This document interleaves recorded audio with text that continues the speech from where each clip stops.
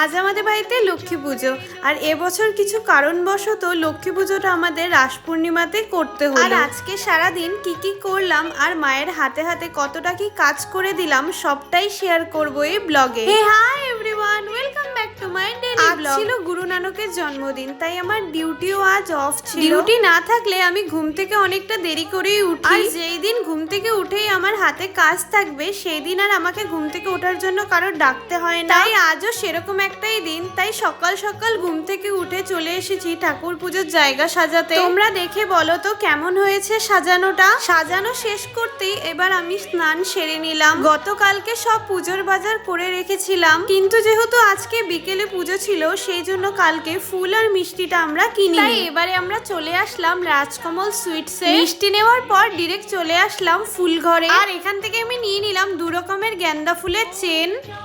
প্রতিবার বাড়িতে কোনো পুজো অকেশন থাকলে আমি নতুন শাড়ি আনিয়ে নিই, কিন্তু এবার আমি একদমই সেটা ভুলে গেছিলাম। আলমারি খুলেও আমি আজ পরার মতন একটাও শাড়ি খুঁজে পাচ্ছিলাম না। তারপর আমার হঠাৎ মনে পড়লো যে আন্টি তো আমাকে একটা শাড়ি দিয়েছিল আজকের দিনে পরার জন্য। তাই এবার আমি সেই শাড়িটাই পরে নিলাম। আর বলো তো আমাকে কেমন লাগছে। একা একা তো শাড়ি পরতে পারি না, তাও আর যতটুকু চেষ্টা করে পরলাম। এবারে আমি চলে আসলাম পুজোর জায়গায়, আর কিছু নিয়ম কানুন আছে সেগুলোই মা আমাকে বলে বলে দিচ্ছিল আর আমি করছিলাম। আর নিয়মগুলো শেষ করে উঠতেই আমি আলপনা দিতে বসে গেলাম। আমার বরাবরই পুজোর যে কোনো কাজ করতে খুব ভালো লাগে। সবটা কাজ পারি না ঠিকই, কিন্তু মা যতটা যা বলে সবটাই গুছিয়ে করে দেওয়ার চেষ্টা করি। এবারে আমার আলপনা দেওয়াও পুরোপুরি শেষ।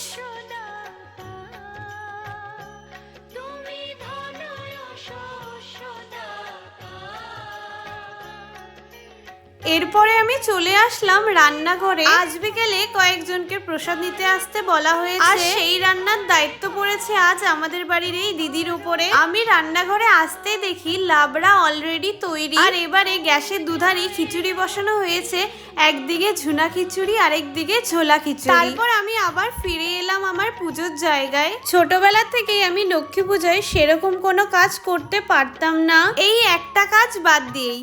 এই পানের খিলিগুলো কিন্তু ছোটবেলার থেকেই আমাকেই করতে হতো। এবারে অনেকটা দেরি হয়ে যাচ্ছিল আর ঠাকুরমশাই আসারও সময় হয়ে গেছিল, তাই এবার আমিও মিষ্টি ভোগটা তাড়াতাড়ি করে সাজিয়ে ফেলছিলাম। আর আমি ভোগ সাজাতে সাজাতেই ঠাকুরমশাই চলে আসলো। ঠাকুরমশাই আসতেই পুজো করতে বসে পড়লো। আর আজ কিন্তু আমি আর মা একাই উপোস ছিলাম না, আমাদের সাথে আজ অর্ণবও উপোস করেছিল। এবারে অর্ণব ঠাকুরমশাইকে ঘিয়ের প্রদীপ ধরাতে সাহায্য করে দিচ্ছিল। কমলা আসনায় নমঃ নমঃ অশ্বাসন মন্ত্রস্য মেরু পৃষ্ঠরে শিশুতলসম।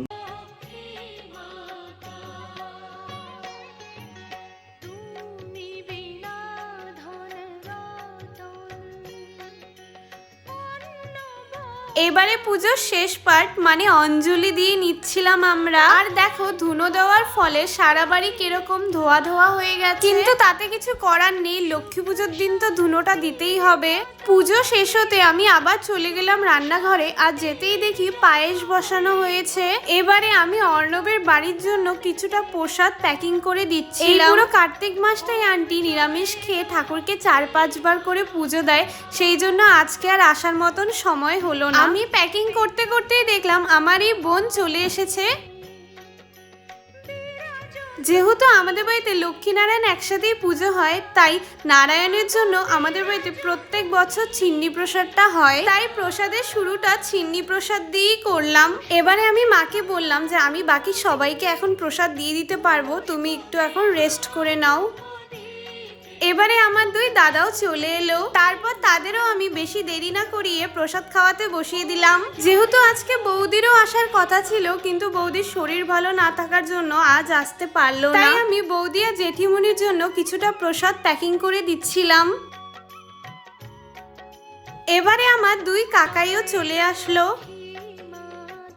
এবারে তাদেরও প্রসাদ বেড়ে দিলাম। আর এতক্ষণে আমার বাবাও ঘরে দোকান বন্ধ করে চলে এসেছে। এতক্ষণ আমি একা হাতে অনেকটাই কাজ করলাম, তাই এবার মাও আমাকে প্রসাদ বেড়ে দিতে একটু হেল্প করে দিচ্ছিল। আর দেখো, যেখানে আমার বাবা, কাকু আর দাদারা থাকবে সেখানে এরকম ভাবে একটা গল্পের আসর বসে যাবে। আর ওরা সব নিজেদের পুরনো দিনের গল্প করে হাসাহাসি করছিল। সত্যি পুরনো দিনের গল্প শুনতে কিন্তু বেশ ভালোই লাগে। তাই আমি কিছুক্ষণ কাজ থামিয়ে ওদেরই গল্প শুনে যাচ্ছিলাম।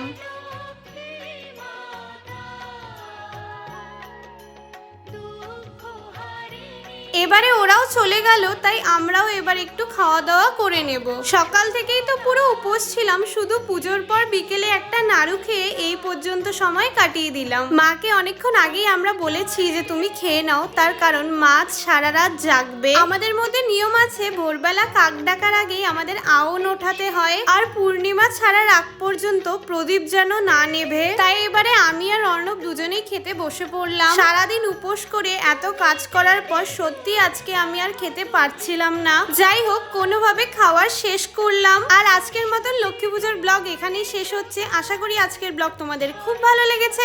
দেখা হচ্ছে আগামী কোনো ভালো ব্লগে। তাই টাটা, বাই বাই।